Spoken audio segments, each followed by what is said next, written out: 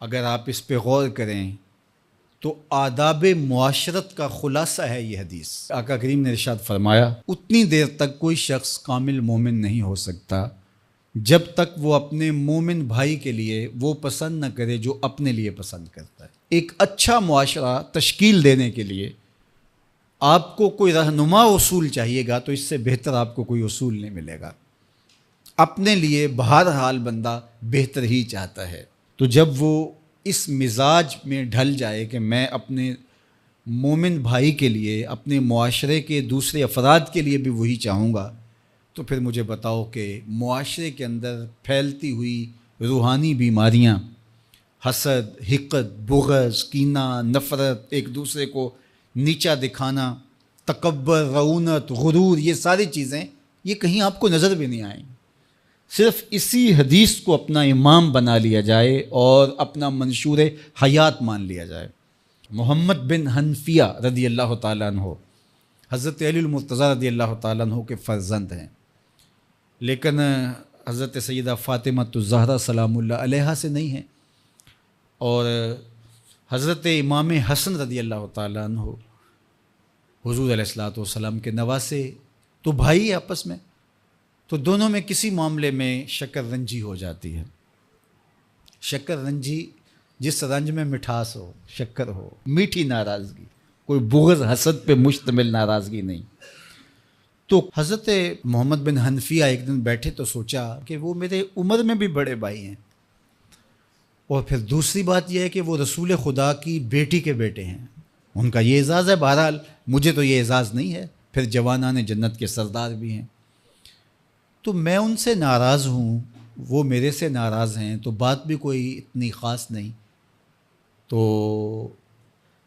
اب دن بھی 3 گزر رہے ہیں، چلو میں ان کو راضی کر لیتا ہوں۔ تو گھر سے نکلے ان کو راضی کرنے کے لیے، تو واپس آ گئے راستے سے، کاغذ لیا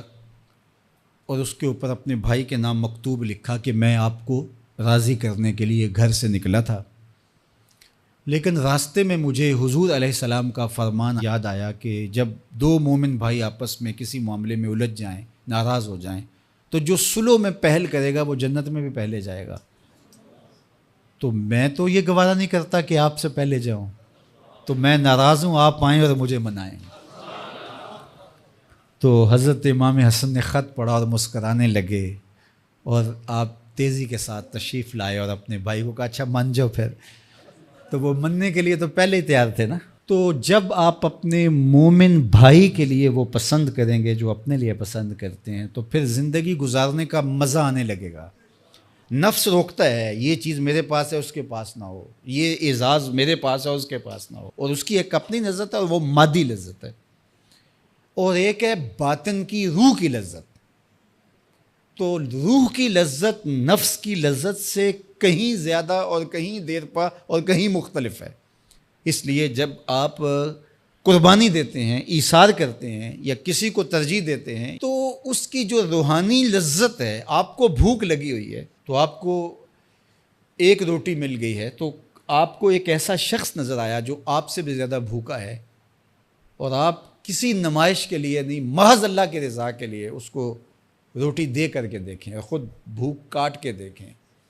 وہ مرغن کھانوں میں سرور نہیں آئے گا جو اس بھوک میں لطف آپ کو آئے گا۔ تو حضور علیہ السلام کا یہ فرمان اپنے عمل کا حصہ بنا لیں، اور اپنے بھائیوں سے، جو خونی رشتے سے جڑے ہوئے بھائی ہیں، وہاں سے شروع ہو کر کے پورے معاشرے کے اندر اس کا عملی نفاذ کریں۔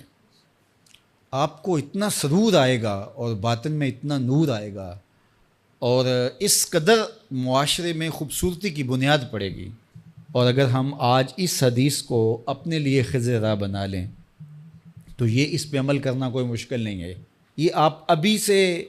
جب اٹھیں گے تو اپنے ساتھ والے کو ترجیح دے دیں گے کہ پہلے یہ گزر جائے، تو ابھی سے شروع ہو جائے گا یہ کام۔ تو یہ آپ گھر میں اپنے بچوں کے ساتھ، اپنی بیوی کے ساتھ، روزمرہ کی زندگی میں جہاں ملازمت کر رہے ہیں، کاروبار کر رہے ہیں، جن دوستوں کے ساتھ کھیل رہے ہیں حتیٰ کہ،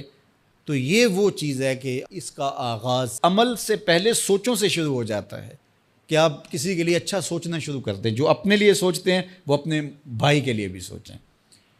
ہمارے بزرگ فرمایا کرتے تھے کہ کسی کے ساتھ دوستی کا ایک حق یہ بھی ہے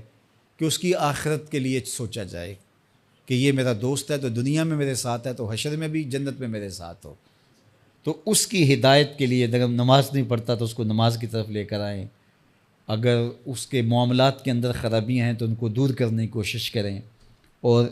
اس کو آہستہ آہستہ اچھائی کا خوگر بنا لیں.